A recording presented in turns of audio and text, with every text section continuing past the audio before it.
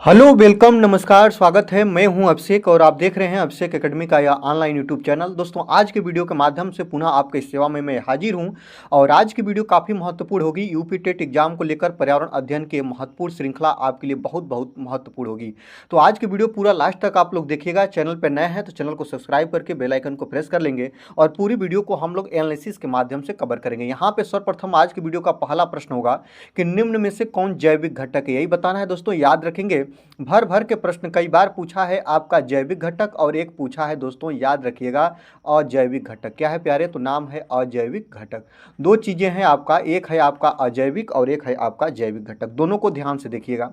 यहाँ पे कहा है कि जैविक घटक, जैविक घटक वे होते हैं ना जो सजीव होते हैं। क्या होते हैं दोस्तों? यहाँ पे लिखिएगा कि जो जैविक घटक होते हैं वो सजीव होते हैं और जो अजैविक घटक होते हैं वो क्या होते हैं प्यारे? तो निर्जीव होते हैं। निर्जीव का मतलब जिसमें जीवन न पाया जाता हो, जिसमें उत्सर्जन प्रजनन जैसी क्रियाएं न होती हो, ठीक ना। तो यहाँ पे देखिएगा जैविक घटक मतलब सजीव की भावना जिसके अंदर आएगी वही जैविक घटक होगा। यहाँ पे देखिएगा मनुष्य, यहाँ पे जल, यहाँ पे वायु, यहाँ पे तापमान। याद रखिएगा। तो जैविक घटक इसमें से कौन होगा? जो सजीव होगा वो जैविक घटक होगा और मनुष्य क्या है? सजीव की दृष्टि में आता है। ऑप्शन नंबर ए आपका बिल्कुल सही आंसर हो जाएगा। यहाँ पे मैं आपको कुछ चीजें बता दूं, देखिएगा। जैविक घटक के एग्जाम्पल जो सजीव होते हैं उन्हीं को बोलते हैं जैविक घटक के एग्जाम्पल में। जैसे किसी जानवर का नाम दे दे तो अभी भी आप उसको सही करिएगा। कई बार प्रश्न बना है, जानवर का नाम दे दे तभी भी सही कर लीजिएगा। अगर कवक दे दे, उसमें कवक भी कई बार दिया है, तभी भी आप उसको सही करिएगा। इसके बाद अगर आपसे ये सभी चीजें न दे के आप लोगों को बैक्टीरिया दे देता है और आप समझ नहीं पाते हैं, तो जैसे कि आपका ये हो गया बैक्टीरिया, ये भी आपका जैविक है। जानवर हो गया, कवक हो गया, आपका बैक्टीरिया हो गया आपका। जैसे यहाँ पे मनुष्य भी दिया, मनुष्य का नाम दे दे या कुछ भी दे दे जिसमें जीवन पाया जाता हो, जिसमें प्रजनन जैसी क्रिया होती हो, जो सजीव के अंतर्गत आता है, उसको हम लोग जैविक घटक बोलते हैं। लगभग 4-5 बार यूपी टेट में प्रश्न बन चुका है। यहीं पे मैं आपको बता दूं, अजैविक घटक जो निर्जीव होते हैं उन्हें हम लोग अजैविक घटक बोलते हैं। जैसे कि आप लोगों को अजैविक घटक में दे देगा, जैसे कि इसमें दिया भी है, जल हो गया आपका। चलिए आगे देख लेते हैं। जैसे कि आपका वायु हो गया, जैसे आप लोगों का तापमान हो गया, आपका सूर्य का प्रकाश हो गया और आपका मिट्टी हो गया, मिट्टी हो गया, ये सभी क्या है दोस्तों? तो ये आपके अजैविक घटक है। इसको आप लोग याद रखिएगा। तो दोस्तों याद रखेंगे, निम्न में से जैविक घटक कौन है? तो इसमें आपका मनुष्य होगा, हो जाएगा, जल आपका अजैविक घटक, वायु आपका अजैविक घटक, तापमान आपका अजैविक घटक। अगर आप लोग इस वीडियो की आप लोग को पीडीएफ चाहिए तो पीडीएफ के लिए आप लोगों को ये मेरा व्हाट्सअप नंबर 63 88 46 79 11 पे आप लोगों को कमेंट करना होगा और कमेंट में लिखना होगा आप लोगों को पीडीएफ, और आपको आज की वीडियो का पीडीएफ आपको बिल्कुल फ्री में मिल जाएगा। चलिए आगे देखते हैं, मनुष्य किस श्रेणी का उपभोक्ता है। प्रश्न को देखिएगा, एक बार नहीं कई कई बार ये बना हुआ प्रश्न है और याद रखेंगे पर्यावरण जहां भी पूछता है ना वहां पे ऐसे प्रश्न को पूछ लेता है जो कि उपभोक्ताओं से। तो आपको बता दें, अगर मनुष्य की बात करेगा कि मनुष्य किस श्रेणी का उपभोक्ता है, तो याद रखेंगे मनुष्य प्राथमिक और द्वितीयक दोनों श्रेणी का उपभोक्ता है, लेकिन यहाँ पे दिया नहीं है। याद रखेंगे प्रथम श्रेणी और सेकंड श्रेणी दोनों का दोनों श्रेणी का उपभोक्ता होता है मनुष्य। याद रखेंगे यह जो होता है ना, ये प्राथमिक, यहाँ पे लिख भी दे रहे हैं दोस्तों, याद रखेंगे प्राथमिक और प्लस के यहाँ पे दोस्तों याद रखिएगा द्वितीयक, दोनों श्रेणी का ये उपभोक्ता होता है मनुष्य। लेकिन यहाँ पे नहीं दिया है, तब आपके सामने समस्या। अगर मान लीजिए यही प्रश्न आपको उठा कर दे दे यूपी टेट में, तो आप किसके साथ जाइएगा, प्राथमिक के साथ कि द्वितीयक के साथ? तो याद रखेगा मनुष्य किस श्रेणी का उपभोक्ता है, तो मनुष्य इसके लिए द्वितीय श्रेणी का उपभोक्ता है। वैसे तो ये प्राथमिक द्वितीय दोनों का होगा। ऑप्शन नंबर बी आपका बिल्कुल सही आंसर हो जाएगा। यहाँ पे मैं आपको चीज़ें बता दूं दोस्तों, याद रखिएगा, ये आपको मैं एक ही वीडियो में बहुत चीज़ें बताता हूँ। देखिएगा यहाँ से चीज़ बनता है शाकाहारी। शाकाहारी किसे बोलते हैं? तो वे जीव जंतु जो पेड़ पौधे की पत्तियाँ खाते हैं, ठीक ना, जो पादप खाते हैं, पेड़ पौधे की पत्तियाँ खाते हैं, पेड़ पौधे के फल और बीज खाते हैं, उनको हम लोग क्या बोलते हैं? शाकाहारी बोलते हैं। याद रखेंगे, ये भोजन, भोजन किसका करते हैं? पेड़ पौधे के, पेड़ पौधे या पादप या जीव जंतु का, जीव जंतु जो होते हैं वो पेड़ पौधे की पत्तियाँ खाकर अगर अपना भोजन व्यतीत कर लें तो उनको हम लोग शाकाहारी बोलते हैं। यहीं पे अगर कह दे दोस्तों दूसरे मनुष्य के शरीर को खाने का काम करते हो उसको हम लोग मांसाहारी कहते हैं। जैसे कि मान लीजिए मांसाहारी कौन होगा? मांसाहारी वो होगा जैसे शेर होगा, वह दूसरे जीव जंतु को खाता है, उसको हम लोग मांसाहारी बोलते हैं। जैसे आप लोग एग्जाम्पल थ्रू दैट देख लीजिए, शेर हो गया। चलिए आगे यहाँ पे मैं आपको एक बात बता दूं, सर्वाहारी। सर्वाहारी किसे कहते हैं? सर्व का मतलब सब और हारी का मतलब भोजन। आहार का मतलब क्या होता है? भोजन। तो आपको बता दूं जो सब कुछ खाता हो उसको हम लोग सर्वाहारी बोलते हैं। और सर्वाहारी का सबसे बेस्ट एग्जाम्पल जो होता है ना वो मनुष्य होता है, वो भालू होता है। ये चीजें याद रखिएगा, सबसे अच्छा जो एग्जाम्पल है। शाकाहारी, मांसाहारी, सर्वाहारी, आपसे पूछिए तुरंत आप इस चीजों को ध्यान में रख के बता दीजिएगा। यहीं पे मैं आपको बता दूं बहुत ज्यादा बनता है प्रश्न, एक आपका बनता है उत्पादक और एक बनता है आपका उपभोक्ता और एक बनता है प्यारे आपका अपघटक। याद रखेंगे, एक बनता है आपका अपघटक। तो जो आपके उत्पादक होते हैं ना, उनको क्या बोलते हैं? तो उत्पादक वे जीव जंतु कहलाते हैं या वे पेड़ पौधे कहलाते हैं। जैसे कि मान लीजिए जीव जंतु तो इसमें नहीं आएंगे, उत्पादक में क्या आता है? पेड़ पौधे आते हैं, ठीक ना। तो उत्पादक वे होते हैं जो अपना भोजन स्वयं बनाते हैं। ऐसे देखिएगा, जो अपना भोजन स्वयं बनाए ना, स्वयं अपना भोजन बना लेना, उसको हम लोग क्या बोलते हैं? उत्पादक बोलते हैं। जैसे कि आपका पेड़ पौधा हो गया, आपके पेड़ पौधे हो गए, सूर्य के प्रकाश की उपस्थिति में अपना भोजन बनाते हैं, आप लोगों को पता भी है। जो उपभोक्ता होते हैं ना, ये उत्पादक पर डिपेंड करते हैं, इन्हीं पर ये निर्भर रहते हैं। तो जो उपभोक्ता होते हैं ना, वो उत्पादक द्वारा बनाए गए भोजन का सेवन करते हैं। जैसे उपभोक्ता कौन है? मनुष्य है, जीव जंतु हैं, आपका गाय भैंस बकरी, ये सभी क्या हैं दोस्तों? उपभोक्ता हैं। और ये सभी किस पर डिपेंड करते हैं? तो उत्पादक पर। उत्पादक जो होते हैं पेड़ पौधे, जब अपना भोजन बनाते हैं तो उपभोक्ता इनके भोजन को खाकर उस पर डिपेंड करते हैं। अब उपभोक्ता भी कई प्रकार के होते हैं, प्राथमिक द्वितीयक और तृतीयक उपभोक्ता होते हैं। तो प्राथमिक के ऊपर द्वितीयक रहेगा, द्वितीयक के ऊपर तृतीयक, ऐसे एक दूसरे पर डिपेंड होते हैं। और यही कहलाती है, क्या कहलाती है आप लोगों को? खाद्य श्रृंखला। आपसे कहीं भी पूछ देना कि खाद्य श्रृंखला क्या है, तो खाद्य श्रृंखला वो होती है ना जिसमें जीव जंतु होते हैं ना, अपने भोजन के लिए एक दूसरे पर डिपेंड करते हैं। खाद्य श्रृंखला में क्या होता है? एक जीव दूसरे जीव पर क्या करता है? अपने भोजन के लिए डिपेंड रहता है। अपघटक, अपघटक क्या होते हैं? तो पर्यावरण का सफाई कर्मी से बोलते हैं। अपघटक क्या होते हैं? जैसे मान लीजिए उत्पादक की भी जो मृत शरीर होती है, उपभोक्ता की भी जो मृत शरीर होती है, अपघटक इसको मिट्टी में, जब ये डेथ बॉडी इनकी जो मिलती है, जब ये मर जाते हैं, अपने जीवन को समाप्त कर देते हैं, जब वे सजीव से निर्जीव रूप में परिवर्तित हो जाते हैं, तो अपघटक इन्हें मिट्टी में मिलाने का काम करता है। तो उत्पादक, उपभोक्ता और अपघटक, आपको आशा करते हैं आप लोग चीजें सीख गए होंगे। आपको मैं बता दूं, यहीं से बहुत ज्यादा पूछता है, खाद्य श्रृंखला का पिरामिड कैसा होता है? अगर आप लोगों को मैं बता दूं दोस्तों, याद रखिएगा, खाद्य श्रृंखला का पिरामिड कैसा होता है। अगर आपसे कहीं भी पूछे कि खाद्य श्रृंखला का पिरामिड कैसा होता है, तो आप लोग तुरंत बताइएगा कि खाद्य श्रृंखला का जो पिरामिड होता है प्यारे, वो सीधा होता है। ये चीज आप लोगों को याद रखना होगा। यहीं पे मैं एक चीज और बता दे रहा हूं प्यारे, आप लोग इसको बहुत तरीके से याद रखिएगा। जब कोई भी जीव दूसरे जीव को खाता है, या उत्पादक उपभोक्ता उत्पादक को खाते हैं, जो भी कुछ होता है दोस्तों, सूर्य से प्रकाश की किरणों की उपस्थिति में पेड़ पौधे अपना भोजन बनाते हैं। तो जब सूर्य से प्रकाश किरणें के रूप में ऊर्जा मिलती है, तो ऊर्जा का एक जीव से दूसरे जीव में, मतलब एक से दूसरे में जब ऊर्जा का स्थानांतरण होता है ना, तो 90% ऊर्जा हास हो जाती है। याद रखेंगे, 90% ऊर्जा हास हो जाती है। मुझे यही बताना है कि एक जीव से दूसरे, जब एक जीव को दूसरा जीव खाता है ना, तो इस जीव से इस जीव में केवल 10% ऊर्जा का स्थानांतरण होता है।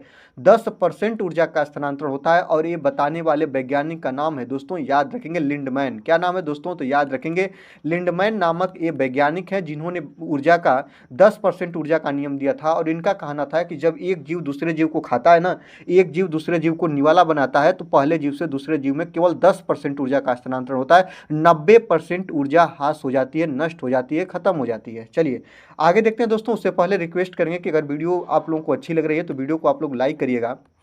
चैनल पर नए हैं तो चैनल को सब्सक्राइब करके बेल आइकन को प्रेस करिएगा, और दोस्तों के साथ शेयर करके हमारी मदद करिएगा। दोस्तों चलिए आगे चलते हैं। यहाँ पे देखेंगे, वायुमंडल में दम घोटू गैस के नाम से किसे जानते हैं? तो याद रखेंगे, आपका जो वायुमंडल है ना, वह गैसों का मिश्रण है या गैसों का आवरण है, या यहाँ पे गैस का एक लेयर पाई जाती है, परत पाई जाती है। इसमें बहुत सी गैसें होती हैं अपने वायुमंडल में, ठीक ना।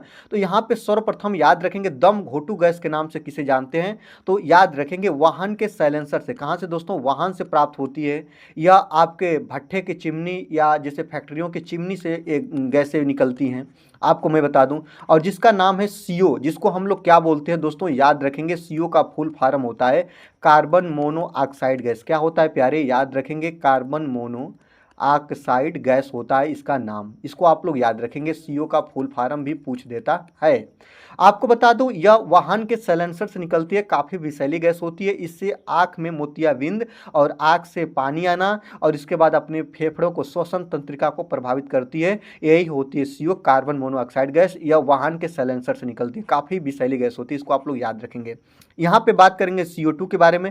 इसको कार्बन डाइऑक्साइड गैस बोलते हैं। मनुष्य इसको निकालता है, और पेड़ पौधे अपने भोजन बनाने में इसका प्रयोग करते हैं। और सबसे अच्छा बात बता दूं, इसका प्रयोग अग्निशामक यंत्र में किया जाता है। याद रखेंगे दोस्तों, इसका प्रयोग कहाँ पे करते हैं? तो अग्निशामक यंत्र में करते हैं। ये चीज़ें आपके लिए बहुत महत्वपूर्ण होगी। नाइट्रोजन, अपने वायुमंडल में नाइट्रोजन कितने % पाया जाता है? 78% पाया जाता है। ये भी चीज़ें याद रखिएगा। आर्गन की पूछता है, आर्गन पूछे 0.93% अपने वायुमंडल में आर्गन गैस पाई जाती है, इसको भी आप लोग याद रखिएगा। चलिए 4 नंबर की बात करते हैं दोस्तों, काफ़ी वेरी वेरी इंपॉर्टेंट है, लगभग कई बार प्रश्न बन चुका है कि मौसमी घटना जैसे बादल का बनना, वर्षा का होना, बिजली का तड़कना किस मंडल में घटित होती है। आपका मैं और भी इस चीज़ों में जोड़ के बता दूं, वर्षा का होना, बिजली का तड़कना और इसके बाद कोहरा, याद रखिएगा दोस्तों, कोहरा हो गया, ये सभी कहाँ पे होती है। आपसे पूछे कोहरा का मतलब कुहेसा, आप लोग इसको याद रखेंगे, कुहेसा संबंधित जो घटनाएं होती है वह आपके पृथ्वी के पास जो वायुमंडल की सबसे निचली परत होती है उसको हम लोग क्षोभ मंडल बोलते हैं और इसी में घटनाएं घटित होती है। यहां से प्रश्न ये बनता है ना प्यारे कि पृथ्वी के पास कौन सी वायुमंडल की परत है या वायुमंडल की सबसे निचली परत का क्या नाम है, तो याद रखेंगे सबसे निचली परत वायुमंडल की है, इसको हम लोग बोलते हैं क्षोभ मंडल, इसको आप लोग याद रखिएगा। अगर इस मंडल की बात करें दोस्तों तो याद रखेंगे समुद्र तल से, कहां से दोस्तों, तो याद रखेंगे कोई भी ऊंचाई समुद्र तल से हम नापते हैं और समुद्र तल से इसकी जो ऊंचाई है ना वह 10 किलोमीटर है। 10 किलोमीटर समुद्र तल से 10 किलोमीटर की दूरी पर फैली हुई जो परत है या जो मंडल है उसको हम लोग क्षोभ मंडल का नाम देते हैं, इसको भी आप लोग याद रखिएगा, आपके लिए बहुत महत्वपूर्ण है, ठीक ना। आपको बता दें वायुमंडल की मुख्य कितनी परतें हैं दोस्तों, तो 5 परतें हैं। कितनी है दोस्तों, 5 परत हैं, आप लोग इसको याद रखिएगा। याद रखेंगे जो आपका समताप मंडल है, आपका आयन मंडल भी है, आपका क्षोभ मंडल भी है, आपका मध्य मंडल भी है और एक और परत का नाम है जिसको हम लोग बोलते हैं दोस्तों बहिर्मंडल, यह सबसे ऊपरी परत है, इसको हम लोग बहिर्मंडल का नाम दे देते हैं, राइट बात। चलिए आगे आपको यहां से मैं चीजें बता दूं, समताप मंडल में ओजोन परत पाई जाती है, ये चीज भी बहुत बार पूछता है। समताप मंडल में वायुयान उड़ने की आदर्श दशा पाई जाती है, ये भी आप लोगों से बहुत ज्यादा पूछता है।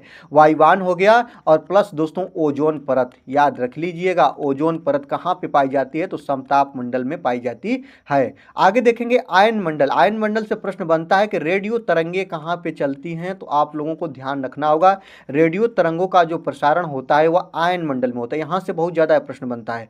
सबसे ठंडी परत अगर आपसे पूछे तो ठंडी परत के नाम से जानी जाती है आपकी मध्य मंडल, इसको भी आप लोग याद रखिएगा। चलिए आगे देखते हैं कि वाहनी ईंधन गैस किसे बोलते हैं दोस्तों, वाहन में प्रयोग किया जाने वाला सबसे अच्छा ईंधन गैस कौन है। आपको बता दूं सबसे ज्यादा पहले तो एलपीजी गैस का भी वाहन में प्रयोग किया जाता था, लेकिन अब यह प्रयोग निषेध कर दिया गया दोस्तों। अब वाहन में केवल वाहनी ईंधन के रूप में हम लोग जानते हैं किसको, तो सीएनजी गैस को जानते हैं। इसका फुल फॉर्म होता है कंप्रेस्ड नेचुरल गैस, क्या होता है नाम याद रखेंगे दोस्तों, इसका फुल फॉर्म होता है कंप्रेस्ड नेचुरल गैस, इसको आप लोग याद रखिएगा, इसका फुल फॉर्म होता है कंप्रेस्ड नेचुरल गैस होता है, राइट बात। और यहीं पे कि वाहनी ईंधन किसे बोलते हैं, सीएनजी गैस को बोलते हैं, वाहन में इसका हम लोग प्रयोग करते हैं। एलपीजी का बहुत बार फुल फॉर्म पूछता है, इसका हम प्रयोग कहाँ पे करते हैं, तो रसोई घर में खाना बनाने के लिए करते हैं, इसको आप लोग याद रखिएगा, रसोई घर में खाना बनाने के लिए इसका हम प्रयोग करते हैं। एलपीजी लिक्विफाइड पेट्रोलियम गैस इसका फुल फॉर्म होता है, इसको आप लोग याद रखेंगे। यहाँ पे सीओ इसका जो होता है कार्बन मोनोऑक्साइड गैस वाहन के साइलेंसर से निकलता है, याद रखेंगे वाहन से, यह जो होता है ना बहुत बड़ा प्रदूषक होता है, याद रखेंगे प्रदूषक फैलाने वाली गैस होती है सीएनजी, आप लोग इसी को हम लोग बोलते हैं वाहनी ईंधन। ऑप्शन नंबर सी आपका बिल्कुल करेक्ट आंसर हो जाएगा। यहाँ पे एक बात आपको और बता दो दोस्तों, एमआईसी गैस किसे बोलते हैं, इसका फुल फॉर्म होता है मिथाइल आइसोसाइनाइड, क्या होता है दोस्तों याद रखिएगा, अगर आपसे पूछे तो आप लोग इसको ध्यान रखिएगा, मिथाइल आइसोसाइनाइड इसको बोलते हैं, याद रखेंगे दोस्तों। आपको मैं बता दूं यह कहाँ पे, तो मध्य प्रदेश के भोपाल में, कहाँ पे प्यारे, तो मध्य प्रदेश के भोपाल में। कब, तो याद रख लीजिए 3 दिसंबर 1984 को एक घटना घटित हुई थी जिसको भोपाल गैस त्रासदी के नाम से जानते हैं, क्या नाम, तो भोपाल गैस त्रासदी। आप लोग यहाँ पे मैं लिख भी दे रहा हूँ, आप लोग इसको याद रखिएगा, भोपाल गैस त्रासदी के नाम से इसको हम लोग जानते हैं और अपार जनधन की हानि हुई थी, इसको आप लोग याद रखेंगे। चलिए वाहनी ईंधन सीएनजी, ऑप्शन नंबर सी आपका बिल्कुल करेक्ट हो जाएगा।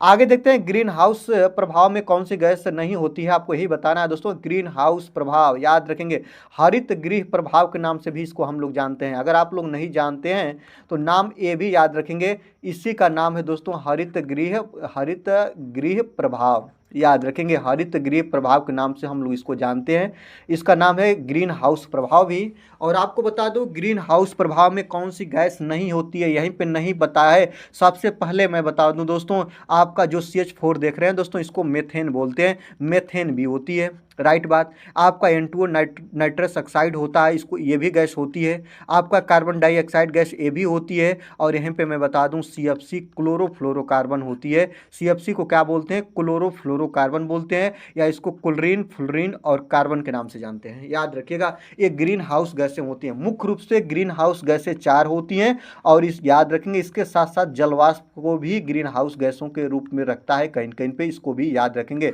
जलवाष्प क्या होता है? तो H2O का वाष्पन रूप ही जलवाष्प कहलाता है। जब जल वाष्प के रूप में आपके वायुमंडल में जब सूर्य के प्रकाश किरणें पड़ती है और वाष्पन की प्रक्रिया होती है, तो इसी को प्यारे हम लोग क्या बोलते हैं? जल वाष्प का नाम दे देते हैं। तो ग्रीन हाउस प्रभाव में कौन सी गैस नहीं होती है? आपको बता दूं दोस्तों, ग्रीन हाउस प्रभाव में आपका ऑक्सीजन गैस नहीं होती है। यह गैस जो होती है, आपको पता है ना, इसको मनुष्य श्वसन के रूप में प्रयोग करता है, और इसको हम लोग क्या बोलते हैं दोस्तों? याद रखेंगे, इसको हम लोग अपने जीवन में जीने के लिए इसका प्रयोग करते हैं, और इसको ऑक्सीजन गैस बोलते हैं। इसको हम लोग बोलते हैं प्राणदायिनी गैस। क्या बोलते हैं? याद रखेंगे दोस्तों, इसको हम लोग प्राणदायिनी गैस का नाम देते हैं। ये बातों को याद रखेंगे।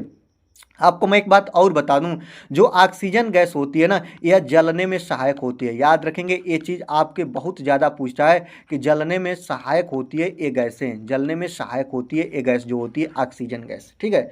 और याद रखेंगे, यहीं पे मैं कार्बन डाइऑक्साइड के बारे में बता दूं, इसका प्रयोग हम कहाँ करते हैं? तो इसका प्रयोग हम लोग अग्निशामक यंत्र में करते हैं। याद रखेंगे दोस्तों, यह आग को बुझाने में काम की जाती है, अग्निशामक यंत्र में इसका हम लोग प्रयोग करते हैं। और याद रखेगा, पेड़ पौधे अपना भोजन प्रकाश संश्लेषण की क्रिया में, याद रखेंगे, जो प्रकाश संश्लेषण की क्रिया होती है ना, याद रखेंगे दोस्तों, प्रकाश संश्लेषण की क्रिया, इसमें भी पेड़ पौधे CO2 गैस का प्रयोग करते हैं। एक बार पुनः आपसे रिक्वेस्ट करेंगे दोस्तों कि अगर वीडियो अच्छी लग रही है तो लाइक करिएगा, चैनल पर नए हैं तो चैनल को सब्सक्राइब करके बेल आइकन को प्रेस करिएगा। और अगर इस वीडियो का आप लोगों को PDF चाहिए तो आप लोगों को हमारा व्हाट्सअप नंबर 6388467911 पे कमेंट करना होगा, और कमेंट व्हाट्सअप में चैट करना होगा, और उसमें आप लोगों को लिखना होगा PDF, और आपको बिल्कुल फ्री में इसका PDF आपको वहाँ पे प्रोवाइड करा दिया जाएगा। चलिए आगे देखते हैं, ग्रीन मफलर का संबंध किससे होता है? अगर आपसे पूछे तो बहुत बार ये भी प्रश्न प्रीवियस ईयर का ही है। ग्रीन मफलर किससे संबंध रखता है? ध्वनि प्रदूषण से, कि आपका वायु प्रदूषण से, आपका जल प्रदूषण से, कि आपका मृदा प्रदूषण से? आपको बता दें, देखिएगा, ध्वनि प्रदूषण क्या होता है? आवश्यकता से अधिक आवाज़, और जब आवश्यकता से अधिक आवाज़ होती है ना, तो यही ध्वनि प्रदूषण कहलाता है। वायु प्रदूषण क्या होता है? आपके वायुमंडल में जो वायु है ना दोस्तों, जैसे कि आपका ऑक्सीजन है, आपका नाइट्रोजन है, आपका कार्बन डाइऑक्साइड गैस है, आपका आर्गन है, आपका मेथेन है, सब छोटी छोटी मात्रा में पाई जाती है, लेकिन कुछ गैसों का आवश्यकता से अधिक हो जाना ही वायु प्रदूषण कहलाता है। राइट बात। अब देखिएगा, जो आपका जल होता है ना दोस्तों, जल में अछावनी परिवर्तन हो जाए, जल में कुछ अशुद्धियां मिल जाए, तो इसको हम लोग जल प्रदूषण का नाम देते हैं। मृदा प्रदूषण क्या होता है? मृदा में जैसे कि अम्लीय वर्षा मृदा प्रदूषण का कारण होता है। जैसे आपका आर्सेनिक का रिसाव, आर्सेनिक जो होती है वह मृदा को प्रदूषित कर देते हैं, वह बंजर भूमि हो जाती है, उसमें जो होते हैं आपके क्या नाम है, फसलें नहीं अच्छा उगती हैं, तो उसको हम लोग मृदा प्रदूषण बोलते हैं। तो ग्रीन मफलर का संबंध किससे होता है? अगर आपसे कहीं में पूछे तो ग्रीन मफलर ध्वनि प्रदूषण से रिलेटिव है। ऑप्शन नंबर ए आपका बिल्कुल सही हो जाएगा। आपको बता दूं, जो औद्योगिक क्षेत्र है या जहां पे आबादी बहुत ज़्यादा होती है, याद रखेंगे, आबादी हो गई या आपका औद्योगिक क्षेत्र हो गया, औद्योगिक क्षेत्र हो गया, वहाँ पे आपका होता है दोस्तों ग्रीन मफलर। ग्रीन मफलर क्या होता है? जैसे कि आपकी जो रोडें होती है ना, रोड के किनारे, कहाँ पे दोस्तों? तो याद रखेंगे, जो रोड के किनारे वाली जगह पे देखेंगे, इसमें 4 से 6 पंक्ति में पेड़ पौधे लगाए जाते हैं। और ये जो पेड़ पौधे होते हैं ना, ये पेड़ पौधे ध्वनि को कम करने के लिए, औद्योगिक क्षेत्रों में ध्वनि को कम करने के लिए ग्रीन मफलर प्रविधि का यूज किया जाता है। और ग्रीन मफलर जो होता है ध्वनि प्रदूषण से रिलेटिव होता है। इस ग्रीन मफलर प्रक्रिया के द्वारा ध्वनि की जो मात्रा होती है ना, उसको कम किया जाता है। ध्वनि का मात्रक क्या होता है? डेसिबल होता है। याद रखिएगा, ध्वनि को हम लोग किस में मापते हैं? तो डेसिबल में मापते हैं। ये भी चीज़ें आपके लिए बहुत महत्वपूर्ण है, एक बार प्रीवियस ईयर में प्रश्न बन चुका है, इसलिए मैं इसको याद आपको बता रहे हैं। यहाँ पे मैं आपको एक ध्वनि से बता दूं, श्रव्य तरंगे, जैसे श्रव्य तरंगे या श्रव्य ध्वनि वह ध्वनि कहलाती है जिसको हम सुन सकें। अपश्रव्य वो कहलाती है जिसको हम सुन न सकें। और पराश्रव्य ध्वनियाँ वे कहलाती हैं जिसको सुनने के बाद हमारे कान बहरापन जैसी स्थिति आ जाए, बहुत तेज ध्वनि। और ये जो होती है बहुत कम, ये जो होती है कम ध्वनि। और याद रखेंगे, ये जो होती है बहुत तेज ध्वनि। और श्रव्य ध्वनि जो होती है या मृदुल ध्वनि कहलाती है, मतलब हम जिसमें बातचीत करते हैं जो हमारे सेहत के लिए अच्छी हो, इसको आप लोग याद रखेंगे। यहीं पर मैं आप लोगों को अगर ये सब चीज़ें बता रहे हैं तो यहाँ पर आपको एक बता दूँ, सोनार प्रवृत्ति जो होती है, सोनार प्रक्रिया के द्वारा याद रखेंगे समुद्र में डूबी हुई, याद रखेंगे डूबी हुई वस्तु का पता लगाते हैं, डूबी हुई वस्तु का पता लगाते हैं कहाँ पे दोस्तों, तो याद रख लीजिएगा समुद्र। इसमें क्या होता है, पराध्वनि का प्रयोग किया जाता है इसमें, और याद रखेंगे ये भी चीज़ें आपके लिए महत्वपूर्ण है। ठीक है, अगर सोनार की बात की है तो लैक्टोमीटर की बात पूछ लें। लैक्टोमीटर से क्या होता है आपको बता दूं दोस्तों, लैक्टोमीटर से शुद्ध दूध की शुद्धता की माप किया जाता है लैक्टोमीटर से, ये भी चीज़ आप लोग याद रखेंगे। ठीक है, आगे देखते हैं दोस्तों, यहाँ पे गिर राष्ट्रीय अभ्यारण्य कहाँ पे स्थित है आपको बताना है दोस्तों। तो जो आपका गिर राष्ट्रीय अभ्यारण्य लगभग समझ लीजिए कि बहुत महत्वपूर्ण ही दोस्तों, याद रखिए बहुत बार पूछ चुका है, मैं तो इस प्रश्न को बताते बताते बहुत थक गया हूँ। याद रखेंगे गिर राष्ट्रीय अभ्यारण्य कहाँ है, तो गुजरात में है। और याद रखेंगे ये शेरों के लिए, शेरों के संरक्षण के लिए, किसके लिए दोस्तों, याद रखेंगे शेरों के संरक्षण के लिए। अगर आपसे पूछे और भी बात पूछ सकता है, एशियाई शेर के संरक्षण के लिए प्रसिद्ध है, याद रखेंगे ये गुजरात का गिर राष्ट्रीय अभ्यारण्य, याद रखेंगे दोस्तों बहुत महत्वपूर्ण है। ऑप्शन नंबर ये आपका बिल्कुल करेक्ट आंसर हो जाएगा, इस बात को याद रखिएगा। यहीं पे मैं आपको बता दूं, यहाँ पे देखिएगा ना, यहाँ पे आपसे पूछे मध्य प्रदेश के बारे में आपको बता दूं, मध्य प्रदेश में एक अभ्यारण्य है जिसका नाम है कान्हा राष्ट्रीय उद्यान, याद रखेंगे दोस्तों। आपका कान्हा राष्ट्रीय उद्यान की बात करें तो मध्य प्रदेश। और यहीं पे मैं आपको और बता दूं दोस्तों, याद रखेंगे नैरा देही, याद रखिएगा दोस्तों नैरा देही राष्ट्रीय उद्यान, नैरा देही राष्ट्रीय उद्यान कहाँ पे है, तो ये भी आपका है कहाँ पे, मध्य प्रदेश में ही। और मध्य प्रदेश का सबसे बड़ा अभ्यारण्य है नैरा देही अभ्यारण्य, याद रखेंगे। यहाँ पे नाम भी अच्छा से थोड़ा लिख दे रहा हूँ दोस्तों, याद रखेंगे क्योंकि यही PDF आपको देना है, नैरा देही जीव अभ्यारण्य, नैरा देही जीव अभ्यारण्य, यह मध्य प्रदेश का सबसे बड़ा जीव अभ्यारण्य है, इसको आप लोग याद रखेंगे। बिहार की बात करें तो मात्र एक ही आपका अभ्यारण्य प्रसिद्ध भी है और है भी, वाल्मीकि जीव अभ्यारण्य। और उत्तर प्रदेश की बात करें तो मैं उत्तर प्रदेश से बता दूं दोस्तों, याद रखेंगे दुधवा राष्ट्रीय उद्यान अगर पूछे तो उत्तर प्रदेश। आपसे पूछे चंद्रप्रभा जीव अभ्यारण्य कहाँ है, तो आप लोग चले जाइएगा उत्तर प्रदेश। आपसे पूछे किशनपुर, याद रखेंगे किशनपुर जीव अभ्यारण्य कहाँ पे है दोस्तों, तो आप लोग याद रखिएगा, तुरंत चले जाइएगा उत्तर प्रदेश। और इसके बाद मैं लास्ट में आपको बता रहा हूँ पीलीभीत बाघ अभ्यारण्य, आपको 90 से क्लियर है, आपसे पूछ भी देगा कि पीलीभीत बाघ अभ्यारण्य कहाँ पे है, तो याद रखेंगे पीलीभीत बाघ अभ्यारण्य आपका उत्तर प्रदेश में है। ये चीज़ें आपके लिए बहुत महत्वपूर्ण है। गिर राष्ट्रीय अभ्यारण्य गुजरात, एशियाई शेरों के लिए प्रसिद्ध है, ऑप्शन नंबर ए आपका बिल्कुल सही आंसर हो जाएगा। विश्व पर्यावरण दिवस कब मनाते हैं, बहुत चर्चा वाला प्रश्न और रटा रटाया प्रश्न है कि विश्व पर्यावरण दिवस कब मनाते हैं, आपको बताना है दोस्तों। और ऑप्शन में आपका एक भी नहीं सही है, मैं बता दूं विश्व पर्यावरण दिवस मनाते हैं 5 जून को, याद रखिएगा दोस्तों 5 जून को। प्रश्न मेरे द्वारा ही बनाया गया है और टाइपिंग करते वक्त ये चीज़ें छूट गई है दोस्तों, ये प्रश्न कहीं से आपका कॉपी पेस्ट प्रश्न नहीं मिलता है, जितने प्रश्न होते हैं काफ़ी अच्छा और चर्चाओं में बने हुए प्रश्न होते हैं दोस्तों। तो आपसे मेरा एक छोटा सा विनम्र निवेदन होता है कि वीडियो को लाइक कर लीजिए, क्योंकि आप ही मेरे परिवार हो, आप ही मुझे सपोर्ट कर सकते हो और दोस्तों को शेयर करके आप हमारी मदद भी कर सकते हैं दोस्तों। तो विश्व पर्यावरण दिवस कब मनाया जाता है, प्रत्येक वर्ष के 5 जून को मनाते हैं। कब मनाते हैं, 5 जून को, यही आपका सही हो जाएगा। अब यहाँ पे देखेंगे आपको 1 बाय 1 चीज़ें बता दूँ। 22 मार्च को क्या मनाते हैं, अगर आपसे पूछे कि 22 मार्च को क्या मनाते हैं, तो विश्व जल दिवस मनाते हैं, याद रखिएगा दोस्तों, याद रखेंगे विश्व जल दिवस कब मनाते हैं, तो विश्व जल दिवस मनाते हैं 22 मार्च को। आगे देखते हैं अगर आपसे बात करेंगे 22 अप्रैल को क्या मनाते हैं, तो याद रखेंगे विश्व पृथ्वी दिवस मनाते हैं 22 अप्रैल को, विश्व पृथ्वी दिवस।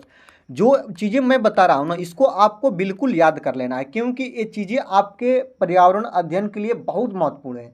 मैं ऐसी अलग अलग चीज़ें नहीं लाता हूँ कि जो आपके लिए उतना महत्वपूर्ण ना हो और आप लोग उसको याद करके टाइम वेस्ट करें, नहीं, याद रखिएगा।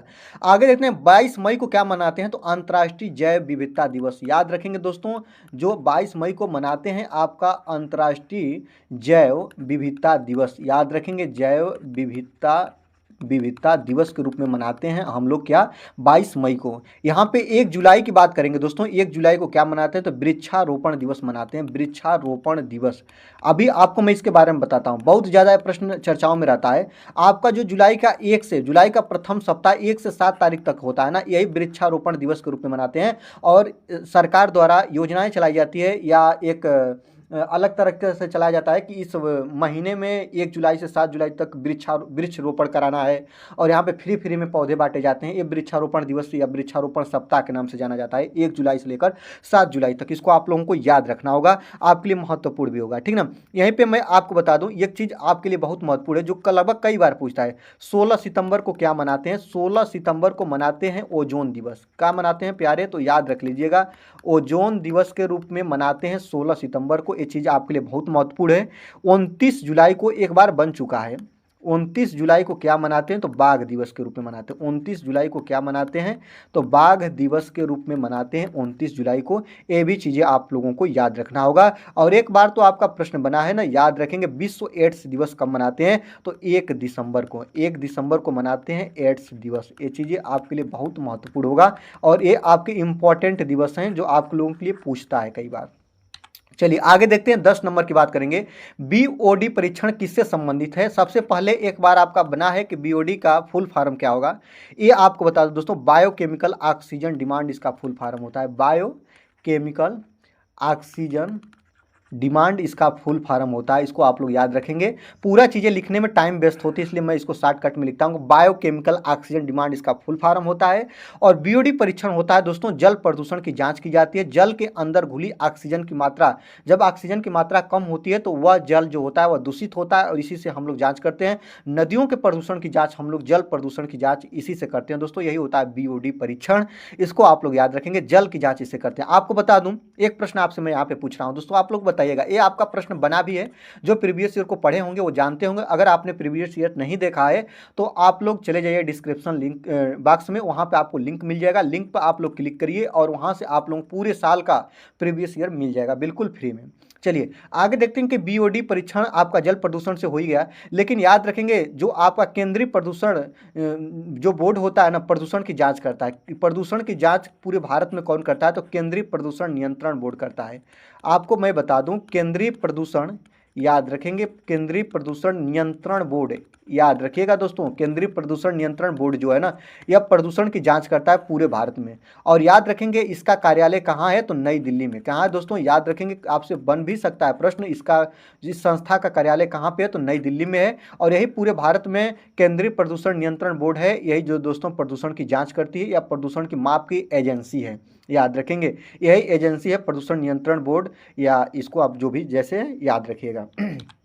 आगे देखते हैं, वायुयान उड़ाने की आदर्श दशा कहाँ पे पाई जाती है? समताप मंडल में पाई जाती है। यहाँ पे दोस्तों वायुयान उड़ने की आदर्श दशा पाई जाती है क्योंकि यहाँ पे कुहरे आदि चीज़ें नहीं होती है। इसको आप लोगों को याद रखेगा। समताप मंडल में ही ओजोन परत पाई जाती है जो सूर्य की पराबैंगनी किरणों को, अल्ट्रावायलेट किरणों को पृथ्वी पर आने से रोकती है। इसको आप लोग याद रखिएगा। और ये आ जाएंगी तो मनुष्य के अंदर जो होगा त्वचा कैंसर होगा। और याद रखेंगे आपको बहुत ज़्यादा हानियाँ भी पहुँचेगी। और ओजोन परत बनता है कि ओजोन परत किसका हिस्सा है? तो समताप मंडल का है। ओजोन परत की जो मोटाई होती है ना, याद रखेंगे, ओजोन परत की जो मोटाई होती है उसको हम डाप्सन इकाई में नापते हैं। किस में नापते हैं? तो डाप्सन इकाई में मापते हैं। बहुत महत्वपूर्ण प्रश्न है। ओजोन दिवस कब मनाते हैं? तो 16 सितंबर को मनाते हैं। ये भी चीज आपके लिए बहुत महत्वपूर्ण है।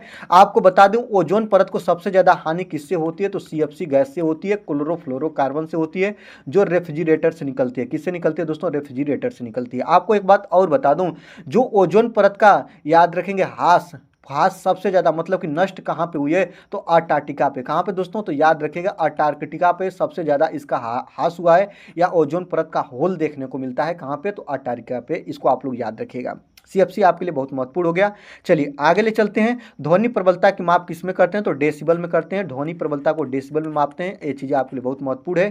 आगे देखते हैं, दुनिया का सबसे बड़ा और गहरा महासागर कौन है? तो याद रखेंगे, दुनिया का सबसे बड़ा और गहरा महासागर की बात करेंगे दोस्तों, प्रशांत महासागर है। ऑप्शन नंबर ये आपका बिल्कुल से हो जाएगा। कहाँ पे भूकंप आते हैं? याद रखेंगे, अगर भूकंप की बात करें सबसे ज़्यादा भूकंप प्रशांत महासागर में आते हैं। ये भी चीज़ें आप लोग याद रखेंगे। ये चीज़ें आपके लिए बहुत महत्वपूर्ण भी होगा। आगे देखते हैं, जीव संरक्षण अधिनियम कब बना? आपको यही बताना है। जीव संरक्षण अधिनियम मतलब कि जो जीव जंतु हैं, चाहे वह वन्य जीव हों चाहे जो भी हों, उनको सुरक्षा प्रदान करने के लिए, उनके शिकार पर रोक लगाने के लिए जीव संरक्षण अधिनियम लागू किया गया। और आपको बता दो, जीव संरक्षण अधिनियम आपका 1972 में बना। कब बना दोस्तों? तो 1972 में। ऑप्शन नंबर ए आपका बिल्कुल सही आंसर हो जाएगा। यहाँ पे मैं आपको एक प्रश्न बता दूं दोस्तों, याद रखेंगे ये चीज़ें आपके लिए बहुत जो महत्वपूर्ण आपके दिवस साल हैं जिसमें जो बने हैं उसको मैं बता दे रहा हूँ। अगर आपसे पूछे कि 1974 में याद रखेंगे क्या हुआ, या आपसे पूछे कि जल अधिनियम कब बना, आप लोग तुरंत बताइएगा कि जल अधिनियम आपका बना है प्यारे 1974 में। ये आपका प्रश्न बन सकता है, बहुत महत्वपूर्ण है, आप लोग इसको याद रखेंगे। यहीं पे मैं आपको एक प्रश्न और बता रहा हूँ, 1986 से बनता है पर्यावरण संरक्षण अधिनियम, याद रखेंगे। आपसे पूछता है ना कि पर्यावरण संरक्षण अधिनियम, पर्यावरण संरक्षण संरक्षण अधिनियम, याद रखेंगे। थोड़ा लिखने में दिक्कत है, इसके लिए आपसे मैं क्षमा चाहूँगा कि पर्यावरण संरक्षण अधिनियम कब लागू हुआ, तो 1986 में लागू हुआ। इसके बाद वायु प्रदूषण निवारण नियंत्रण अधिनियम कब बना, तो याद रखेंगे वायु प्रदूषण निवारण, आपको यहाँ पे लिख दे रहे हैं दोस्तों, वायु प्रदूषण निवारण नियंत्रण अधिनियम आपका बना 1981 में। आपको मैं बता दूं एक प्रश्न और याद रखेंगे, 2002 में आपका क्या बना है, जैव विविधता अधिनियम। अगर आपसे पूछे कि जैव विविधता अधिनियम कब बना, तो जैव विविधता अधिनियम आपका बना है प्यारे 2002 में।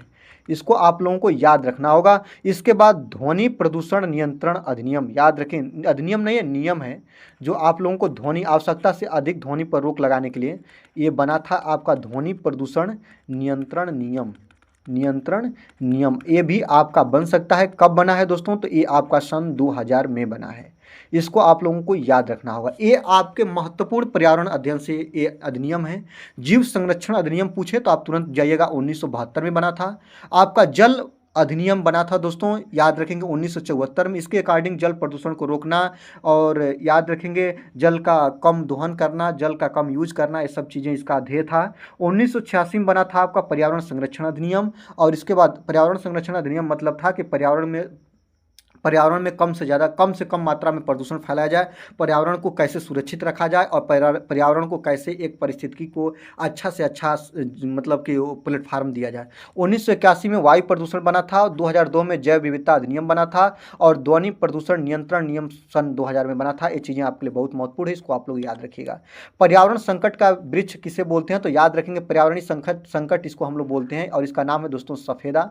याद रखेंगे नाम क्या है दोस्तों, सफ़ेदा। और याद रखेंगे इसको हम लोग नीलगिरी का नाम भी देते हैं, याद रखेंगे इसी को नीलगिरी, या इसी को हम लोग बोलते हैं क्या, लिटमस, याद रखेंगे लिप्टस, लिटमस नहीं, इसको बोलते हैं लिप्टस, याद रखेंगे दोस्तों, सॉरी लिप्टस बोलते हैं, याद रखेंगे। यही आपका है पर्यावरण संकट का वृक्ष सफ़ेदा। और यह जो होते हैं ना, याद रखेंगे यह भूमि को बंजर भूमि में कन्वर्ट कर देता है। और याद रखेंगे इसको बहुत ज़्यादा जल की आवश्यकता होती है, बहुत ज़्यादा जल की आवश्यकता होती है, इसलिए भूमि को बंजर में कन्वर्ट कर देता है। पर्यावरण का संकट इसे बोला जाता है, याद रखेंगे। बायोडीजल, ये प्रश्न आपका बनता है कि बायोडीजल के रूप में कौन सा पौधा होता है, तो याद रखेंगे जेट्रोफा, जेट्रोफा से डीजल प्राप्त किया जाता है। ये भी चीज़ आप लोग याद रखिएगा। आगे देखते हैं चंदन, सबसे ज़्यादा कीमती वृक्ष इसको मानते हैं, याद रखें कीमती वृक्ष या कीमती लकड़ी इसकी होती है चंदन की। और इस यह कहाँ पे सबसे ज़्यादा मिलता है, तो कर्नाटक में। कहाँ पे प्यारे, तो याद रखेंगे यह मिलता है आपका कर्नाटक में। आगे देखते हैं तुलसी, ये प्रश्न यहाँ से बनता है ना, तुलसी जिसका हम लोग याद रखेंगे, इसका हम लोग अपने हिंदू धर्म में पूजा के रूप में भी इसका प्रयोग करते हैं, और इससे हमें ऑक्सीजन भी बहुत ज़्यादा मात्रा में मिलता है, और इसका प्रयोग हम लोग औषधि में भी करते हैं। ये चीज़ें आप लोग याद रखेंगे, इससे ये प्रश्न बनता है, तो इसको आप लोग याद रख लो। ठीक है भैया, चलो आगे चलते हैं। यहाँ पे अगर हम बात करेंगे 16 नंबर की बात कर लें दोस्तों, 16 नंबर की बात करें, उससे पहले यहाँ पे देखें ना, मैं आपको एक प्रश्न बता दे रहा हूँ, मुझे ध्यान आ रहा है कि पर्यावरण का संकट किसे बोलते हैं, लेकिन पश्चिम बंगाल का संकट किसे बोलते हैं, याद रखेंगे। यहाँ पे मैं आपको बता रहा हूँ कि पश्चिम बंगाल का संकट किसे बोलते हैं, तो यह जली पौधा है जिसको हम लोग जलकुंभी बोलते हैं, याद रखेंगे। जलकुंभी क्या होती है, जलकुंभी जो होती है ना, यह जल के ऊपर, जल में बहुत तेजी से फैलता है, इसको याद रखेंगे। और यह जली पौधा होता है, और इससे जो जल होता है ना, इसमें ऑक्सीजन, जो नीचे जली जीव होते हैं उसको ऑक्सीजन की मात्रा नहीं मिल पाती है, और वो मर जाते हैं, नष्ट हो जाते हैं। तो पश्चिम बंगाल में जो जलकुंभी बहुत तेजी से फैलती है, और याद रखें पश्चिम बंगाल का संकट इसे हम लोग बोलते हैं। अगर हमको ये चीज़ें याद आ गया तो मैं आपको एक प्रश्न यहाँ पे और भी बता दूं दोस्तों, याद रखेंगे। मैं एक प्रश्न बता रहा हूँ, आप लोग इसको बताइएगा हमको। मिनी माता रोग, आपसे बता रहा हूँ, मिनी माता रोग कैसे होता है, तो मिनी माता रोग भी पारा की अधिकता से होता है, मरकरी की अधिकता से होता है, और ये मछली खाना से होता है। याद रखेंगे उस मछली को खाने से जहाँ पे आपका याद रखें सर्वप्रथम सबसे पहले कहाँ हुआ था, तो आपको ये भी बता दूं जापान में हुआ था। याद रखेंगे जापान में एक फैक्ट्री थी और उस फैक्ट्री का जो कचरा था वह वहीं के एक तालाब में गिरता था और उस तालाब में पारा, उस फैक्ट्री से पारा का कचरा निकलता था और उसको जो मछलियाँ थी ना उसके शंख पर लगा हुआ था और जो वहाँ की जनजाति इसको खाई तो उसको मिनीमाता रोग हुआ। पहली बात तो ये याद रख लीजिए। और यहाँ पे मैं एक बात आपको और बता दे रहा हूँ, जगह की कमी है। यहाँ पे देखिएगा आपका कहता है कि कैडमियम, याद रखेंगे, या ये भी आपका एक तत्व है कैडमियम। कैडमियम की अधिकता से कौन सा रोग होता है, तो इटाई इटाई रोग होता है। कौन होता है दोस्तों, याद रख लो, इटाई इटाई रोग होता है दोस्तों कैडमियम की अधिकता से। इसको भी आप लोग याद रख लो। आगे देखते हैं, मसूड़ों से खून आना किस विटामिन की कमी से होता है। आपको पता है ना, विटामिन सी। विटामिन सी खट्टे पदार्थों से हमें मिलता है और विटामिन सी की कमी से जो होता है मसूड़ों से खून आना। और याद रखें विटामिन सी की कमी से स्कर्वी रोग भी होता है। इसको आप लोग याद रख लो, बहुत आपके लिए महत्वपूर्ण है। इसका रासायनिक नाम क्या होता है, तो स्कॉर्बिक एसिड होता है। याद रख लीजिए, ये आप लोगों के लिए बहुत महत्वपूर्ण है दोस्तों। इसका रासायनिक नाम होता है स्कॉर्बिक एसिड। क्या नाम है, तो स्कॉर्बिक एसिड इसका पूरा नाम है। इसको भी आप लोग याद रख लो, ये आपके लिए बहुत महत्वपूर्ण है। और याद रख लो, ये जल में घुलनशील भी होता है, जल में घुलनशील विटामिन है। आपसे मैं एक बात प्रश्न पूछ रहा हूँ, चलिए आप हमको ये बताइए, दो चीज़ें होता है विटामिन जो होती है ना, मुख्य रूप से विटामिन 6 प्रकार के होते हैं, A B C D E और के। कुछ विटामिन होती हैं जो जल में घुल जाती हैं, कुछ विटामिन होती हैं जो वसा में घुल जाती हैं। तो जो जल में घुलती है ना उसका जो पाचन होता है, उस विटामिन का पाचन मुख्य गुहा से ही स्टार्ट हो जाता है। जैसे जल में दो वर्ड है ना, तो दो विटामिन जल में घुलती है, विटामिन बी और विटामिन सी। और इसके बाद आपका ए हो गया, आपका डी हो गया, आपका ई हो गया, आपका के हो गया, ये वसा में घुलनशील विटामिन है। ठीक है, आपसे मैं एक बात और बता रहा हूँ, आप हमको एक बात बताइएगा, विटामिन ए की कमी से कौन सा रोग होता है, आपको बताना है। विटामिन ए की कमी से आपका रतौंधी होता है और इसका रासायनिक नाम क्या होता है, रेटिनॉल होता है। ये भी चीज़ आप लोग याद रख लो, विटामिन ए की कमी से क्या होता है दोस्तों, रतौंधी होता है। काफ़ी महत्वपूर्ण प्रश्न है, आपके लिए बहुत महत्वपूर्ण है, समझ लीजिए कि बहुत अच्छे प्रश्न है, आप इसको ध्यान से देखिएगा। और विटामिन बी की कमी से क्या क्या रोग होता है, तो बेरी बेरी रोग किसके कमी से होता है, आपसे पूछे तुरंत बताइएगा, विटामिन बी की कमी से बेरी बेरी रोग होता है। ठीक ना, लेकिन यहीं पर मैं बता दूँ विटामिन बी के कई रूप होते हैं। विटामिन B12 से क्या होता है, तो एनीमिया होता है। ये आपका बन चुका है, विटामिन 12 की कमी से एनीमिया रोग होता है। इसको आप लोग याद रख लीजिएगा, ठीक ना। और इसके बाद मैं आपको बता रहा हूँ, एक प्रश्न आप हमको बताइएगा, यहाँ पे हमको एक प्रश्न आप लोग बताइएगा, किस विटामिन की कमी से रक्त नहीं रुकता है। ये प्रश्न आपका प्रीवियस ईयर प्रश्न है सुपर टेट का, याद रख लीजिए। सुपर टेट का प्रीवियस ईयर प्रश्न है कि किस विटामिन की कमी से आपका ब्लड नहीं रुकता है, तो याद रखेंगे विटामिन के याद रख लो दोस्तों, विटामिन के की कमी से आपका रक्त स्राव नहीं रुकता है। विटामिन के की कमी से याद रख लो प्यारे, यहाँ पे देखिएगा रक्त स्राव नहीं रुकता है। अगर विटामिन के की कमी है तो रक्त स्राव आपका नहीं रुकेगा। चलिए आगे देखते हैं, आपको मैं बहुत सी चीज़ें आपको बता रहा हूँ। जैसे आपका कैल्शियम जो होता है ना, याद रखें कैल्शियम की कमी से आपका हड्डी का कमज़ोर हो जाता है, ये भी चीज़ आप लोग याद रखेंगे। आगे देखते हैं कि वायुमंडल में नाइट्रोजन कितने प्रतिशत पाया जाता है। तो जो आपका नाइट्रोजन होता है दोस्तों 78% नाइट्रोजन पाया जाता है। करेक्ट मान की बात करें तो 78.08% होता है। आगे देखते हैं 21% आपका क्या पाया जाता है, ऑक्सीजन पाया जाता है, याद रखिएगा। करेक्ट मान बात करें तो 20.95% पाया जाता है। आगे देखते हैं 0.34% आपका क्या पाया जाता है, CO2 कार्बन डाइऑक्साइड गैस पाया जाता है, इसको भी आप लोग याद रखेंगे। और याद रखेंगे जो ये आपका आर्गन है ना दोस्तों, आर्गन 0.93% आपकी आर्गन पाई जाती है, बहुत महत्वपूर्ण है। एक बार प्रश्न बना था कि वो आपके वायुमंडल में किन दो गैसों का सबसे ज़्यादा मिश्रण है, 99% मात्रा में पाई जाती है, तो आपका ऑक्सीजन और नाइट्रोजन उसका सही था। ऑक्सीजन और नाइट्रोजन मिला के 99% गैसें होती हैं, राइट बात। चलिए आगे ले चलते हैं। ओजोन परत का संकेंद्रण सबसे ज़्यादा कहाँ देखने को मिलता है, ओजोन परत का संकेंद्रण का मतलब कि कहाँ पे ओजोन परत मिलती है या कहाँ पे इसका सबसे ज़्यादा एकत्रित है या कहाँ पे इसका लेयर पाया जाता है, यही आपको बताना है। तो समताप मंडल में, कहाँ पे आ रहे, समताप मंडल में 16 सितंबर याद रखिएगा ओजोन दिवस के रूप में। और याद रखेंगे ओजोन का सबसे ज़्यादा जो होता है CFC गैस से इसका ह्रास होता है, ये भी चीज़ें आप लोग याद रखेंगे। और इसके बाद आप लोग याद रखेंगे ओजोन परत को O3 से दर्शाते हैं, ये भी चीज़ आप लोग याद रखेंगे। और ओजोन परत की जो मोटाई होती है ना दोस्तों, याद रखेंगे परत की मोटाई जो होती है ना वो डाप्सन इकाई में मापते हैं। ये भी चीज़ आपके लिए बहुत महत्वपूर्ण हो जाएगा, ठीक ना। अगर याद रखेंगे ओजोन परत क्या है, तो सूर्य की प्रकाश किरणें, अल्ट्रावायलेट किरणें, जिसको हम लोग पराबैंगनी किरण बोलते हैं, इसको पृथ्वी पर आने से रोकती हैं। इसको आप याद रखिएगा। आगे देखते हैं, भोपाल गैस त्रासदी किस गैस का रिसाव हुआ था, तो मिथाइल आइसोसाइनाइड, MIC से इसको याद रखते हैं। मध्य प्रदेश याद रख लीजिए, MP, और आपका MP का भोपाल शहर याद रख लीजिए, यहीं पे हुआ था। कब हुआ था दोस्तों, तो 3 दिसंबर 1984 को हुआ था, याद रखें, मध्य रात्रि को। ये भी चीज़ आप लोग याद रखेंगे। कार्बन मोनोऑक्साइड याद रख लीजिए, जिसको हम CO बोलते हैं, कार्बन मोनोऑक्साइड, या वाहन के साइलेंसर से निकलती है। एथिल मरकैप्टन जो दोस्तों LPG गैस होती है ना, इसका रिसाव का पता लगाने के लिए याद रखें, एथिल मरकैप्टन जो होती है रिसाव का पता लगाने के लिए LPG गैस में मिलाई जाती है। और यह तीक्ष्ण गंध वाली होती है। कैसी होती है दोस्तों, याद रखेंगे, तीक्ष्ण गंध इसकी होती है, और इसका प्रयोग हम लोग करते हैं, ठीक है। चलिए आगे देखते हैं कि भारतीय वन प्रबंधन संस्थान कहाँ पे है। आपको बताना है 20 नंबर की, जो आपका भारतीय वन प्रबंधन संस्थान कहाँ पे दोस्तों, दिल्ली में है कि देहरादून में है कि भोपाल में है कि जयपुर में, याद रखेंगे दोस्तों। आपका जो भारतीय वन प्रबंधन संस्थान है दोस्तों, याद रखेंगे, वह आपका कहाँ पे है दोस्तों, तो याद रखेंगे ये भोपाल में है। कहाँ पे दोस्तों, याद रखेंगे भोपाल में है। ऑप्शन नंबर C आपका बिल्कुल सही आंसर हो जाएगा। आगे देखते हैं, चंद्रप्रभा वन्यजीव अभ्यारण्य कहाँ है, तो उत्तर प्रदेश का चंदौली जिला, याद रखेंगे, चंदौली जिला, याद रख लो दोस्तों, चंदौली जिला, ये आपका उत्तर प्रदेश का वन्यजीव चंद्रप्रभा वन्यजीव अभ्यारण्य काफ़ी महत्वपूर्ण है, आप इसको याद रखेंगे। मध्य प्रदेश में आपको अभी बता दिए ना, आपके लिए बहुत महत्वपूर्ण मैं चीज़ें आपको मैं बताया था कि अगर आपसे पूछे ना कि मध्य प्रदेश में कौन है, तो आप लोगों के लिए मैं बताया था कि कान्हा और नैरा देही, कान्हा राष्ट्रीय उद्यान और नैरा देही राष्ट्रीय उद्यान, जो कि मध्य प्रदेश का सबसे बड़ा राष्ट्रीय उद्यान है। आप लोग कान्हा को तो बिल्कुल याद ही रख लीजिए, कभी ना भूलिएगा। और उत्तराखंड सबसे ज़्यादा पूछता है, याद रखेंगे, जिम कॉर्बेट राष्ट्रीय उद्यान कहाँ पे है, जिम कॉर्बेट राष्ट्रीय उद्यान, याद रख लीजिए, जिम कॉर्बेट राष्ट्रीय उद्यान आपका उत्तराखंड में। नंदा देवी राष्ट्रीय उद्यान कहाँ पे, उत्तराखंड में। आपका और है दोस्तों, याद रखेंगे, आपका नंदा देवी राष्ट्रीय उद्यान हो गया, जिम कॉर्बेट राष्ट्रीय उद्यान हो गया, फूलों की घाटी राष्ट्रीय उद्यान, फूलों की घाटी राष्ट्रीय उद्यान ये कहाँ पे दोस्तों, ये भी आपका उत्तराखंड में है। तो जिम कॉर्बेट, नंदा देवी, फूलों की घाटी, ये सभी आपके कहाँ दोस्तों, तो उत्तराखंड में है। जिम कॉर्बेट दोस्तों ये आपका उत्तराखंड में बहुत महत्वपूर्ण है। और इसके बाद मैं आपको एक बात बता रहा हूँ, आप हमको कमेंट बॉक्स के माध्यम से बताइएगा, असम में एक सींग के गैंडे के लिए कौन सा राष्ट्रीय उद्यान आपका प्रसिद्ध है, यही आपको बताना। एक सींग के गैंडे के लिए आपका असम में एक राष्ट्रीय उद्यान है जो एक सींग के गैंडे के लिए प्रसिद्ध है, यही आपको बताना है। तो यही आपको बहुत महत्वपूर्ण है, इसको आप लोग हमको कमेंट बॉक्स के माध्यम से बताएंगे, ये आपका कई बार पूछा हुआ है।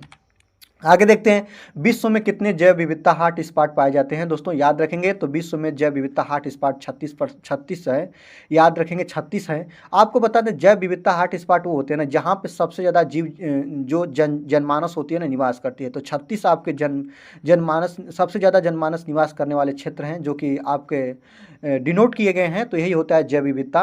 तो विश्व में कितने जैव विविधता हॉट स्पॉट पाए जाते हैं, तो 36 इनकी संख्या। ऑप्शन नंबर D आपका बिल्कुल सही आंसर हो जाएगा। आगे देखते हैं कि उस दवा का नाम बताइए जो कॉफ़ी या चाय के पादप स्रोत से जुड़ी है। आपको बता दें, जैसे कि कॉफ़ी या चाय के साथ जुड़ने वाली उस दवा का नाम है दोस्तों, याद रखेंगे, उसका नाम है दोस्तों कैफीन।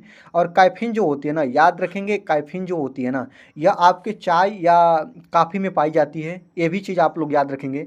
और इसके बाद मैं आपको बता दूं, इसको हम लोग क्या बोलते हैं, तो इसको हम लोग प्राकृतिक उत्तेजक बोलते हैं। क्या बोलते हैं दोस्तों, तो प्राकृतिक उत्तेजक बोलते हैं, ये चीज़ याद रखिएगा। और यह जो होती है ना, मस्तिष्क व तंत्रिका तंत्र को उत्तेजित करती है, याद रखेंगे, ये जो होती है ना वह आपका मस्तिष्क और तंत्रिका तंत्र को उत्तेजित करती है, ये भी चीज़ें याद रखेंगे। आपको बता दूं, चाय में एक मादक पदार्थ पाया जाता है, आपको बता दूं, मादक पदार्थ याद रखेंगे, यह जो होता है ना नशीला, मादक का मतलब होता है नशीला, और इसका नाम है निकोटीन, ये भी चीज़ें याद रखेंगे, ये भी आपको कोशिका को फ्री कर देती है। आगे देखते हैं, कौन सी गतिविधि जल स्तर को कम कर देती है, तो कौन सी है। अत्यधिक चराई से जल स्तर कम होता है, नहीं, इससे तो मृदा का जो दोस्तों याद रखें, मृदा अपरदन होता है। इससे क्या होता है, तो आप लोगों को याद रखेगा, इससे जो होता है मृदा अपरदन होता है। आगे देखते हैं, मानव जनसंख्या वृद्धि जो होती है जल स्तर को कम कर देती है, अब मृदा अपरदन कर देती है कि भूजल का अत्यधिक दोहन। याद रखेंगे जो भूमि से जल का अत्यधिक दोहन जो होता है ना, यह भूजल का जो स्तर होता है इससे कम हो जाता है।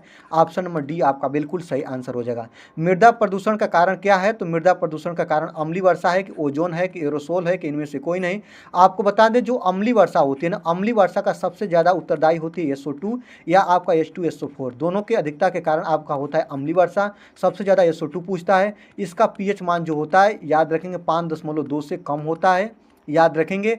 और इससे जो होता है दोस्तों अम्लीय वर्षा से होता है मृदा प्रदूषण। ये चीज़ें आप लोग याद रखेंगे, ये चीज़ें आपके लिए बहुत महत्वपूर्ण होगा। आगे देखते हैं कि विकिरण हानिकारक क्यों है। विकिरण का मतलब याद रखेंगे सूर्य की प्रकाश किरणें से है। सूर्य की प्रकाश किरणें में जो अल्ट्रावायलेट किरणें पाई जाती है ना, अल्ट्रावायलेट किरणें, इसी को हम लोग बोलते हैं पराबैंगनी किरणें। और याद रखेंगे ये पराबैंगनी किरणें, सूर्य की प्रकाश किरणें जो होती हैं यह पृथ्वी पर हानि पहुंचाते हैं। याद रखेंगे तो विकिरण हानिकारक क्यों होती है? तो विकिरण से त्वचा कैंसर होता है। ये चीज़ आपके लिए बहुत महत्वपूर्ण है। ऑप्शन नंबर ए आपका बिल्कुल सही हो जाएगा। ये सब चीज़ें आपके लिए नहीं सही है, इसको आप लोग याद रखेंगे। तो चलिए आगे देखते हैं, 27 नंबर की बात करेंगे दोस्तों। उससे पहले आपसे रिक्वेस्ट करेंगे, चैनल पर नए हैं तो चैनल को आप लोग सब्सक्राइब करके वीडियो को लाइक करिएगा और दोस्तों के साथ शेयर कर लीजिएगा। आगे देखते हैं कि पारिस्थितिकी तंत्र शब्द की खोज किसने किया था। 27 नंबर क्वेश्चन आप लोगों के लिए बहुत महत्वपूर्ण है दोस्तों। तो याद रखेंगे पारिस्थितिकी तंत्र की खोज वेरी इंपॉर्टेंट में इसको याद रखेंगे। कब दोस्तों? तो 1935 में। कब प्यारे? तो 1935 में किए थे AG आर्थर जी टांसले। इन्हीं का नाम हम लोग बोलते हैं कि AG टांसले। क्या बोलते हैं दोस्तों? तो याद रखेंगे AG टांसले, इसको इन्हीं को बोलते हैं। और याद रखेंगे 1935 में। कब दोस्तों? तो याद रखेंगे 1935 में किए थे। और यह कौन थे? तो यह ब्रिटिश परिस्थितिकी थे। याद रखेंगे ब्रिटिश परिस्थितिकीविद थे, ऐसे आप लोग इसको याद रखेंगे। आगे देखते हैं कि पृथ्वी की सभी प्रजातियां एक दूसरे के साथ अपने संबंधित वातावरण के साथ सामूहिक रूप से बनती हैं। कौन होती है? जीव मंडल में होती हैं कि वायुमंडल में कि जल मंडल में कि स्थल मंडल में? आपको मैंने बताया था, देखिएगा मैंने 3 गोले को ऐसे ऐसे बना के बताया था। आपको कहा था कि दोस्तों ये देख लीजिए, जल मंडल है, ये आपका स्थल मंडल है, और ऊपर मैंने ऐसे बताया था कि ये आपका वायुमंडल है। ठीक है, और यहाँ पे जो तीनों, जहाँ पे जल मिले, आपका स्थल मिले, आपका वायु मिले, वहीं पे होता है आपका जयमंडल या जीवमंडल, और यहीं पे जीवन संभव होता है। और ये दोस्तों आपका जीवमंडल, ऑप्शन नंबर ये आपका बिल्कुल सही आंसर हो जाएगा। आगे देखते हैं, पर्यावरण विनाश से सबसे अधिक प्रभावित होने वाला वर्ग कौन है? उल्लेख कीजिए। उल्लेख यही बताना है दोस्तों। तो पर्यावरण विनाश जब होगा ना, सबसे ज़्यादा प्रभावित कौन होगा, यही बताना है दोस्तों। मध्यम वर्ग होगा कि अमीर होगा कि गरीब होगा कि उपरोक्त सभी होगा? देखिएगा आपको बता दें दोस्तों, याद रखेंगे प्रश्न तो आप लोग देखेंगे तो बहुत लोग होंगे ऑप्शन नंबर डी के साथ चले जाएंगे, क्योंकि सबको समान भाव से देखना है। लेकिन ऑप्शन नंबर डी आपका बिल्कुल गलत आंसर है, इसको याद रखिएगा। जब इस प्रश्न को मैंने देखा तो याद रखेंगे UCG, आप लोगों को मालूम होगा जो नेट की परीक्षा होती है ना, वह याद रखेंगे वहाँ पे ये प्रश्न बना था। और वहाँ पे पूछा था कि आपका भूगोल में कि पर्यावरण विनाश से सबसे अधिक प्रभावित होने वाला वर्ग कौन सा है। तो याद रखेंगे गरीब जो है ना दोस्तों, वह सबसे ज़्यादा। आयोग ने ऑप्शन नंबर सी को सही माना था, तो आप भी ऑप्शन नंबर सी को ही सही मानिएगा। और गूगल भी मैंने किया तो ऑप्शन नंबर सी मिला, और मैंने इस पर काफ़ी एक्सप्लेन भी किया, चीज़ों को देखा समझा, तो मुझे मिला कि पर्यावरण विनाश से सबसे अधिक प्रभावित होने वाला जो वर्ग है ना, वो गरीब वर्ग है। ऑप्शन नंबर सी आपका बिल्कुल सही हो जाएगा। ज्वार और बाजरा उन क्षेत्रों में उगते हैं जहाँ पे क्या चीज़ें होती है, नमी और उच्च मात्रा, नमी की उच्च मात्रा होती है, नमी की कम मात्रा होती है, नमी नहीं होती है, इनमें से कोई नहीं। क्या नहीं होता आपको ही बताना है दोस्तों। तो याद रखेंगे ज्वार और बाजरा उन क्षेत्रों में उगते हैं जहाँ पे नमी की कम मात्रा होती है। ऑप्शन नंबर बी आपका बिल्कुल सही आंसर हो जाएगा। यहीं पे मैं आपको बता रहा हूँ, आप बताइएगा। कपास और एक चीज़ और बता रहा हूँ दोस्तों, जूट, दोनों को याद रखेंगे। किस मिट्टी में उगता है? तो याद रखेंगे एक काली मिट्टी में। किस में दोस्तों? तो काली मिट्टी में उगती है सबसे ज़्यादा, इसको याद रखेंगे।